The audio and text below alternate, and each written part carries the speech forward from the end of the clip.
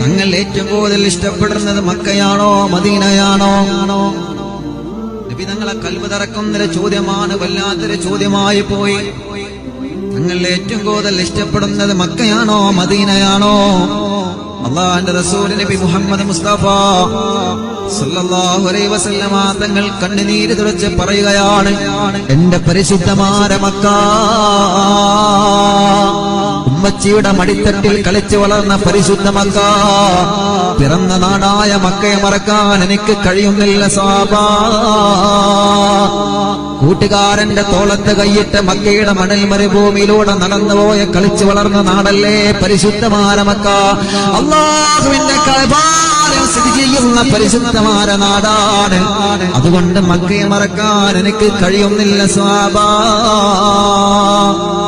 എന്നാലും എന്റെ മദീന, എന്നാലും എന്റെ മദീന, എന്നാലും എന്റെ മദീന, എന്നെ ഉമ്മയെ പോലെ ലാളിച്ച് എന്റെ മദീന. മക്കക്കാര് കല്ലെറിഞ്ഞപ്പോ മദീന, മദീന എന്നെ മാടി വിളിച്ചില്ലേ സാബാ. ഒരു ഉമ്മയെ പോലെ എനിക്ക് സ്നേഹം തന്ന എന്റെ മദീന, ഒരു വാപ്പച്ചിയുടെ സ്നേഹം തന്ന മദീന, ആരാരുമില്ലാത്ത സമയത്ത് എനിക്ക് അഭയം തന്ന മദീന, എനിക്ക് ഭക്ഷണം തന്ന, വീട് തന്ന, പാർപ്പിടം തന്ന, സൗകര്യങ്ങൾ തന്ന, ഇത്രയും അധികം കൂട്ടുകാർ എനിക്ക് തന്ന പരിശുദ്ധമായ മദീന.